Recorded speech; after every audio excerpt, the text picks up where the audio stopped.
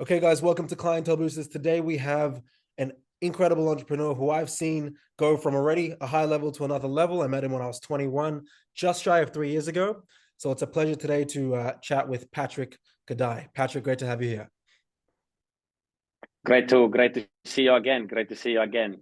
Likewise, likewise. So Patrick, for those that don't know what you do or who you are, give them just a small synopsis. I know you do many things, but a small synopsis of what you're up to these days. Yeah, for sure. Look, Patrick, again, originally from Switzerland. I've been in Australia for 10 years now. So it's going to be 10 years in a few months. So quite a long time. And what I do mostly, we do mostly outsourcing sales. So we do sales on behalf of blue chip clients. We do a lot of, we are starting to do consulting as well. We have an organization of around 160 people between Melbourne, between Brisbane, and between the Gold Coast. And and that's my work. So I sold products and services in 22 different industries over the last decade. So salesman, we do a lot of sales. Fantastic. Okay. So to get to the level that you're at, having been in Australia for 10 years and built up an incredible sales company, everyone that's watching, or a chunk of people that are watching, understand that sales is not easy. I started in working as my dad as an admin. Then I started working as a sales assistant in a clothing store at 18. Then I did a multi-level marketing business at 19.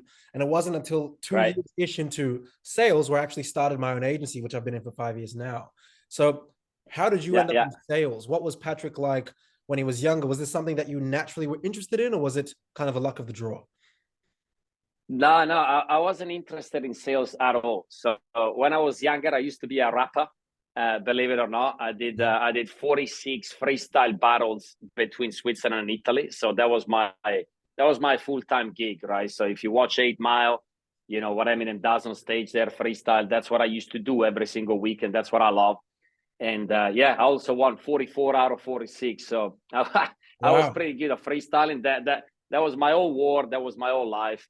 And then at some point, I just started being very interested about business, right? So I was raised by an entrepreneur. I've seen both sides of the spectrum because my father is a big entrepreneur back in Switzerland. He built a very, very big, successful empire. On the flip side, I was raised mostly by my mom. And my mom is the opposite, right? So raised by a single mom. She was struggling financially. She didn't have much money. And I can say that my father also raised me well because he never gave me money. But I saw that success. So I started being interested in that. And, I went to uni, which, by the way, if you want to be an entrepreneur, I do not advise. Nice. And I've been there. I know a lot of people online these days that like uni is bullshit. I got a triple degree. And I can tell you, it was nice. You learn some good fundamentals here and there, but then the real experience comes from the field. I started working with my father. I worked in my dad's business for 4 years. We turned the business around completely, but I was more involved in the operations and marketing, okay? And then it got to the point when I was almost 25 years old where I didn't want to work with my father anymore. So, growing up, there was this photo of my mom and my dad holding a koala because they took a trip to Australia like 35 years ago or something. So I always saw Australia. And one day I was like, you know what? I'm just going to go to Australia for 6 weeks. 6 weeks. That was my trip. I booked a trip for 6 weeks. Then I came here. I was doing an internship in Sydney. They were paying me $650 a month. That was 9.5 years ago. Very quickly, I realized that with $650 a month in Sydney, you can't survive. And soon I realized that you can't survive in Sydney with $650 a month. At the time, I got my hands on this book called Rich Dad, Poor Dad. And that's what started my career in sales, right? Because I was reading it. And Robert Kiyosaki really explains why it's so important to master sales, that sales is the #1 skill in business and in life. So I got into it, man. And it wasn't pretty. It was door-to-door, commission-only sales. But I'm so glad I did it because it taught me a lot and my career started from there. So that's how I got into sales. It was not planned. It just happened. It happened out of survival, really. And what was some of the most, because I've done door-to-door as well, what was some of the most notable or maybe character-defining moments in door-to-door that you still remember now? Well, look, it's not only something that I still remember, it's something that I still apply. When you do door-to-door, you learn how to work very hard, right? Because if you do door knocking, you got to work hard or you're not going to survive. You need to knock when the sun is out. You need to knock when it's raining. You need to knock when it's hot. You need to knock when it's cold. So you can't complain. You got to focus on what it is that you can control. I learned that. You know, you learn how to deal with a lot of different types of people, especially in Melbourne. You know, so many different ethnicities, so many different nationalities, so many different backgrounds. So you learn how to deal with that. And predominantly what I learned is that the first no means nothing, right? Because when you door knock at the beginning, you don't know that. You don't know what objection handling given is. So people say to you, listen, thank you very much for your time, but I don't want to buy. Initially, you tend to believe them and you go along with it. And then once you master objection handling, well, you discover this side of the world that was untapped before, right? Up until then, you always believe that when somebody said no meant no. And then once you start door knocking, you're like, wait a second, man. Actually, when people say no means nothing, I can change their mind. So really was there, man, like becoming obsessed, working really hard, learning how to deal with people, learning how to communicate, learning how to deal with rejections, learning how to overturn objections. So I learn a lot. In fact, I do advise everybody to do door-to-door, especially if somebody is lost and if somebody is young and they're like, what should I do? Go and knock on doors for 6 months. You're never going to regret it. You're never going to regret it. That is for sure. Incredible. Wow. All right. I completely agree. Definitely is something that everyone should do for a period of time. I don't think there's a faster way to find out really how your ego management is until the door's been slammed in your face multiple times and not opened. Now, going from that to, you know, the first venture, you know, how did that kind of bridge together? So you're doing door to door. How did you end up doing your own business after leaving your dad's? Well, good question, right? So the company that you mentioned before that you used to do multi-level marketing, right? So Correct. The company that I was working with at the time, I found out later on, but was multi-level marketing as well, which again, I'm a big supporter. Me personally, I'm a big supporter of multi-level marketing because again, they teach you a lot. They teach you the skills, right? Forget about the money for a second. It's more about getting mentorship and practicing skills. So I was with them. I built a team. I went through the traditional multi-level marketing infrastructure, right? And then at some stage, it naturally happened after a while that I was like, you know what? I could offer this to business owners. I could offer this to the real world. And then I decided to branch out. I decided to open my own agency. So I stopped doing multi-level marketing at the time. And I started offering outsourcing sales services to businesses, essentially. That's what happened. And it happened 1.5 years, almost 2 years after I started in multi-level marketing, right? That's when I started my own business, which technically, when you do multi-level marketing, you are already running your own business, right? But yeah, so that's when I started. That's when I started. Fantastic. And how was that transition into running your own, I guess, sales agency, so to speak? Because one thing I know as a young sales leader as well of a small team, you have to be the first to show up. You have to go first. You know, for those that are watching that know NLP, and Patrick would be a master of NLP and all kinds of language patterns by now, but you have to go first. You have to lead by example. So how did you find that? And in what age were you when you became that leader of a team? Because you're quite young now. You're in your early 30s or mid 30s. Yeah. 33, not mid 33. yet. Okay, early. Okay.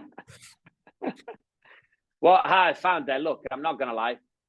You asked me before, what did I learn from door to door? I learned work ethic. So when I started my own business, you know, I'm not going to lie. You can hear right now, English is not my first language. Back then, it's funny. I'm watching some of the videos right now that I used to record back then. And my question is, how the fuck did I even used to run a business? Like, why did people even want to come and work with me back then? You know, I can barely watch myself back then, right? So I didn't have the skills. I didn't know that much, but what I did know was how to work very hard. So that's what I did, man. I went to the office every morning at 7 a.m. I left every night at 11 p.m. I was working. I don't know if that's the answer that people want to hear, but I was working 7 days a week. I was like a soldier, and I just promoted this vision. You know, I had a big vision. I had big dreams, and people started believing in me. They started believing in the vision. You know, Alexis, a friend of yours, was part of that. And we went from a team of 4 people to a team of 50 people in the space of like 6 to 7 months. Incredible. Hey, the operations were not great. They were not great. There were a lot of holes here and there, definitely. But somehow we pull it off, right? So that's what happened. I was excited, I had a big vision, and I worked very hard. That's what I did. And I knew how to sell, right? So any given time when my salespeople were like, listen, man, this product is difficult to sell. That target market just doesn't want to buy. I wasn't fearful. I was like, you know what, Dami? I'm going to come with you today and I'm going to show you how to sell not just one, but like 4 or 5 units of these products. So I had the ability to do that. I had the ability to lead by example, which I think I've coached a lot of, people running sales-led businesses by now. And that's the mistake that I see them doing. They start running the business. Now they got salespeople under them. They become afraid of sales. Yeah, I've seen that. Because when you are in sales, you've seen it, right? When you are in sales and you do it for a while, some people develop PTSD towards sales. It's almost performance anxiety. So once they get themselves out of the trenches and they don't have to sell anymore, they don't even want to touch it, right? And they rely on the good old stories, but the good old stories are sometimes they actually get old. And people need refreshments. You got to show them, right? There is nothing more powerful than showing. No, Patrick, that's so true. And I still remember when Alexis, I, and another friend of mine came to your office in 2021, and you said the same thing, the word soldier. That actually stayed with me. So you did inspire me as well. That stayed with me at that point. I was maybe just on track to make my first $100,000 in a year. And at 21, 22, that's a lot of money. And it still is a lot of money, granted. Absolutely. But you using that word soldier stuck with me. And I was like, that's so true, because when you're on the phone 6-7 days a week, genuinely getting rejected, whether it's in person, phone calls, cold calling. For me in my industry, which is agency, it's a lot of cold calling. I am very numb to cold calling, whether it's Canada, Australia, New Zealand, the UK. And that's because I've, at least by this point at 24, probably made at least over 100,000 cold calls, which I think is actually quite a small amount. So you're completely right. Yeah. I think that's a testament to your success. So once you were starting to build this team up to 50 people and onwards and upwards, what were some of the, I guess, business ventures that you've dabbled in since then? So you've built the sales agency. I would love to hear if you got tempted to go into other business models. That's something that I struggled with a bit at 22, 23, when I started making a little bit of money, like nothing crazy, just a little bit. How have you navigated that?